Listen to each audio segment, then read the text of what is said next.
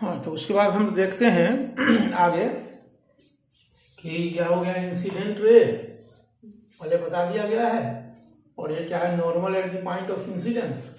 तो देखोगे कि इंसिडेंट रे और normal at the point of incidence, incident ray और normal at the point of incidence के बीच में एक एंगल बनता है। ये जो एंगल देख रहे हो, यह एंगल हो गया AOP। AOP जो एंगल हो गया, ये हो गया एंगल ऑफ इंसिडेंस, और इसको I से डिनोट करते हैं। ये हो गया I से डिनोट करते हैं। उसके बाद यह हो गया रिफ्लेक्टेड रे, और फिर ये नॉर्मल हो गया। इसके बीच का एंगल जो हो गया, इस एंगल को हम कहते हैं angle of reflection. Angle of reflection को हम लोग क्या करते हैं, R से डिनोट करते हैं। तो इस प्रकार से हम लिख सकते हैं कि angle AOP is the angle of reflection,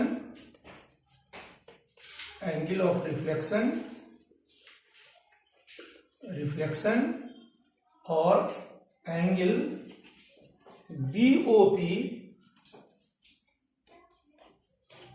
BOP हो गया angle of, this is the angle of incidence, and angle BOP is the angle of reflection, अब इसका डिफिनेशन बोलते हैं, उसका लिख लोगे डिफिनेशन कि the angle between the incident ray and the normal is known as angle of incidence, और उसी प्रकार से the angle between the reflected ray and the normal is known as angle of reflection. इस प्रकार देख लिए कि यह हो गया reflecting surface, incident ray, angle of incidence, normal, angle of reflection, and this is the reflected ray. इसके बाद हम लोग देखेंगे ये स्फेरिकल मिरर किसको कहते हैं। स्फेरिकल मिरर को कैसे कॉन्सेप्चुअली समझेंगे, तो इसके लिए हम लोग एक इमेजिन करते हैं एक hollow sphere made of transparent glass. एक ट्रांसपेरेंट ग्लास का एक हॉलो स्फेयर है, एक ट्रांसपेरेंट ग्लास का एक हॉलो स्फेयर है। अब इस स्फेयर को क्या करते हैं, इसको कट कर देते हैं। इस स्फेयर को कट कर दिए तो यह हो गया बिगर पार्ट, यह हो गया स्मॉलर पार्ट। जब स्मॉलर पार्ट को हम अलग करेंगे, यह स्फेयर है हॉलो स्फेयर, इस स्मॉलर पार्ट को जब हम इधर करेंगे तो यहां पर लिखते हैं यही स्मॉलर पार्ट है। स्मॉलर पार्ट तुमको एक प्याले की तरह एक स्ट्रक्चर तुमको मिलेगा, क्योंकि हॉलो है तो प्याले की तरह के स्ट्रक्चर मिलेगा। इसका ये आउटर पार्ट है, ये वाला पार्ट क्या है, आउटर पार्ट है, और अंदर वाला क्या है, ये इनर पार्ट है, और ये जो है सो इसका आउटर पार्ट है। इस आउटर पार्ट को क्या करते हैं, अगर सिल्वर कर देते हैं, आउटर पार्ट को सिल्वर कर देते हैं तो इनर पार्ट हो गया इसका रिफ्लेक्टिंग सरफेस। इनर पार्ट हो गया इसका रिफ्लेक्टिंग सरफेस, आउटर पार्ट इसका हो गया silvered surface. This is the silvered surface, silvered surface. तो इस प्रकार के स्फेरिकल मिरर को हम लोग क्या कहेंगे, कॉनकेव मिरर। इसका नाम क्या हो गया, कॉनकेव मिरर। यानी आउटर पार्ट हो गया सिल्वर्ड और इनर पार्ट हो गया रिफ्लेक्टिंग सरफेस, इसको हम लोग कहेंगे कनकेव मिरर। इस प्रकार देखते हैं यह एक स्फेरिकल मिरर हो गया, कनकेव मिरर। और यह किस चीज का पार्ट है, तो इस हॉलो स्फेयर का पार्ट है। इसलिए स्फेरिकल मिरर का डिफिनेशन होगा जिसको तुमको लिखना पड़ेगा कि the spherical mirror is the mirror which is the part of the sphere whose reflecting surface is the part of the sphere. The mirror whose reflecting surface is the part of the sphere is called a spherical mirror, and a spherical mirror are of two kinds, first concave mirror and second convex mirror. In concave mirror the outer part is silvered, the part that is which is bulging out is silvered, and the depressed part is known as the reflecting surface. Such type of mirror is called concave mirror. इसी प्रकार इस figure को भी तुमको बना लेना है video pause करके। उसके बाद इस फिगर को मिटाते हैं और मान लीजिए कि हम एक मिरर लेते हैं। अब इसका इस पार्ट को हम फिर से बनाते हैं और बना करके फिर यही पार्ट हम लोग को मिला है, जो तुमको प्लेट के आकार का एक पार्ट मिलेगा। अब क्या करते हैं, इसका जो अंदर वाला पार्ट है उसको क्या करते हैं, सिल्वर कर देते हैं। अंदर वाला पार्ट हो गया सिल्वर सरफेस, अंदर वाला पार्ट हो गया सिल्वर, इस हो गया सिल्वर सरफेस,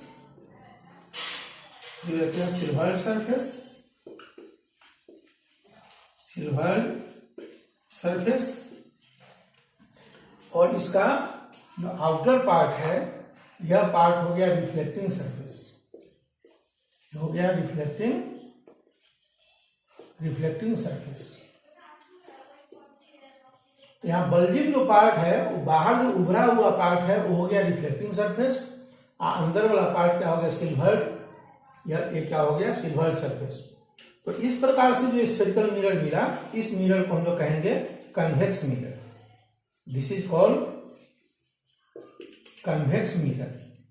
तो कन्वेक्स मिरर का डिफिनेशन लिखाते हैं, उसको लिखना पड़ेगा तुमको खुद कि that spherical mirror whose reflecting surface is bulging outside. That spherical mirror whose reflecting surface is bulging outside is known as convex mirror. और कनकेव मिरर में क्या देखे थे कि उसका अंदर वाला सरफेस क्या था, रिफ्लेक्टिंग सरफेस, यानी that spherical mirror whose reflecting surface is depressed inside, whose reflecting surface is depressed inside is known as concave mirror. अब इसके बाद देखेंगे कि इसका भी बहुत सारा डिफाइनिंग पॉइंट है जो तुमको नोट करना पड़ेगा। दूसरे फिगर में हम लोग देखते हैं कि मान लीजिए कि हम लोग लेते हैं एक कनकेव मिरर। अब ये कनकेव मिरर हो गया, तुमको बताए थे कि कनकेव मिरर होगा तो बाहर वाला पार्ट क्या हो जाएगा, जो बल्जिंग आउटसाइड हो गया सिल्वर, अंदर वाला जो डिप्रेस्ड साइड है, जो अंदर धसा हुआ पार्ट है, ये तुमको हो गया रिफ्लेक्टिंग सरफेस। अब देखोगे कि यह जो मिरर भी एक ऑब्जेक्ट है, इस ऑब्जेक्ट का जो सेंट्रल पॉइंट है, इस ऑब्जेक्ट का जो ज्योमेट्रिक सेंटर है, ये जो ज्योमेट्रिक सेंटर इसका हो गया, this geometric centre is known as pole. This geometric centre is known as pole. तो पोल का क्या डिफिनेशन लिखोगे, The geometric center of the spherical mirror is known as its pole. उसके बाद हम लोग देखते हैं कि यह मिरर जो स्फेरिकल मिरर है, इसको इमेजिन करोगे तो ये क्या था, एक गोले का पार्ट था। तो गोले का पार्ट था यह, स्फीयर का पार्ट था यह। तो इस स्फीयर का सेंटर यहां पर था। तो स्फेरिकल मिरर जिस स्फीयर का पार्ट है, उस स्फीयर के सेंटर को हम लोग कहेंगे सेंटर ऑफ कर्वेचर। इसको बोलेंगे सेंटर ऑफ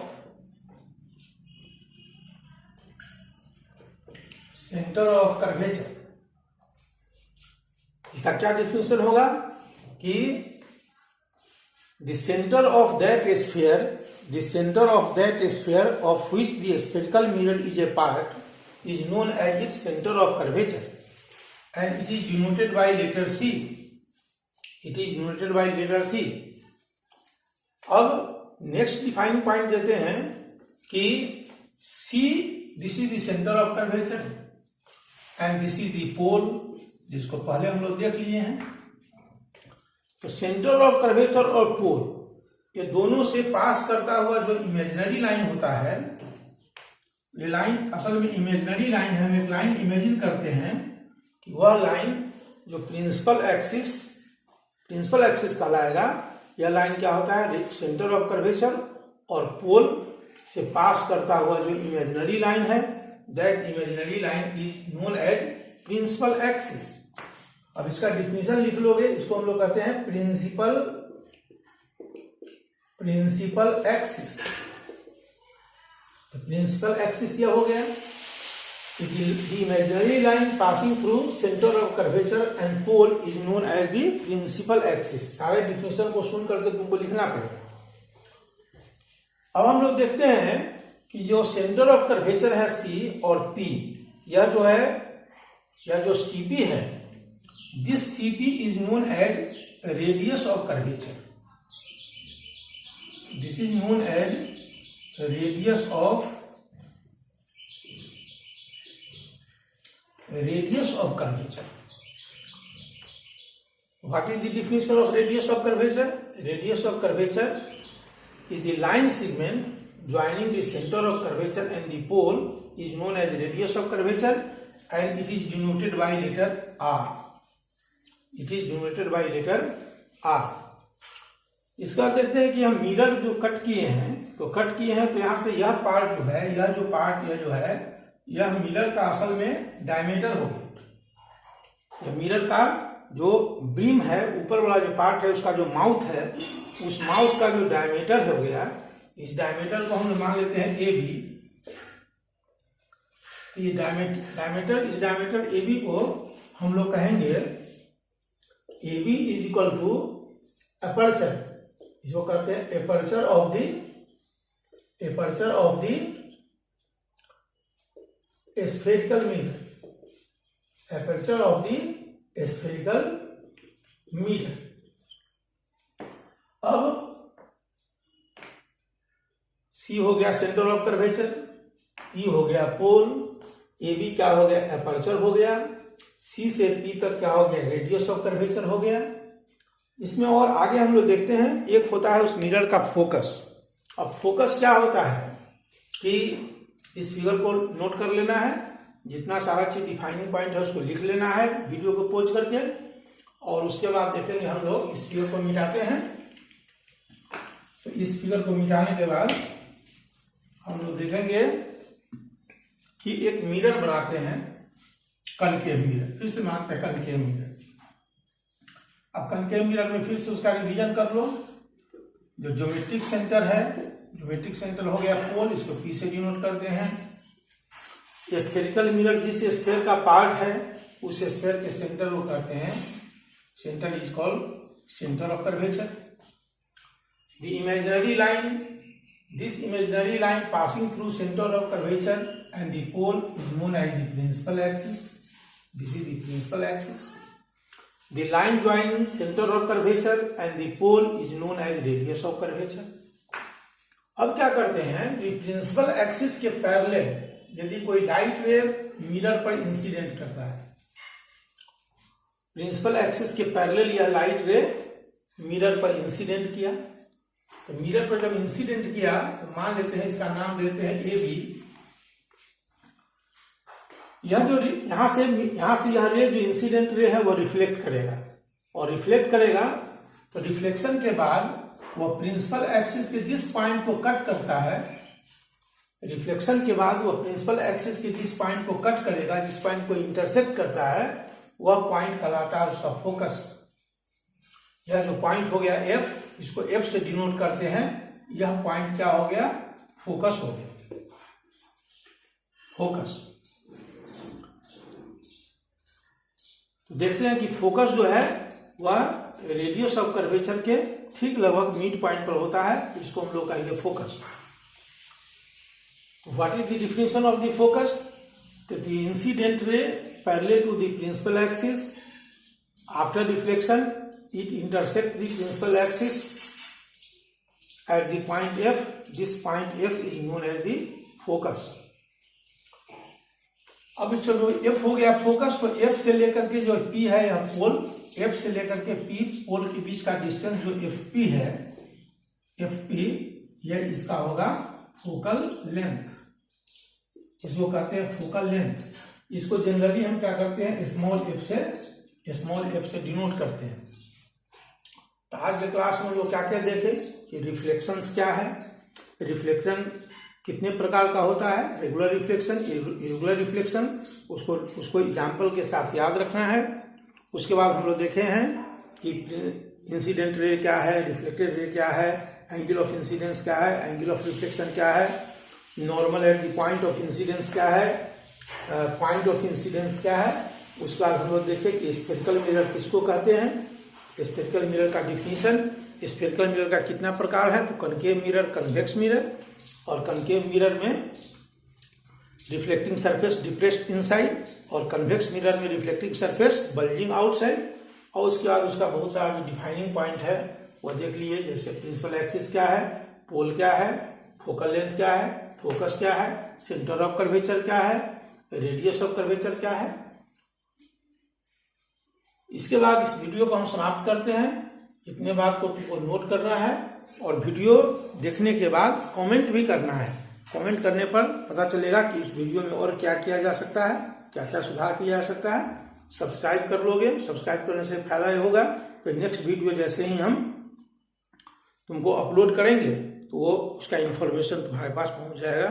ठीक है, थैंक यू।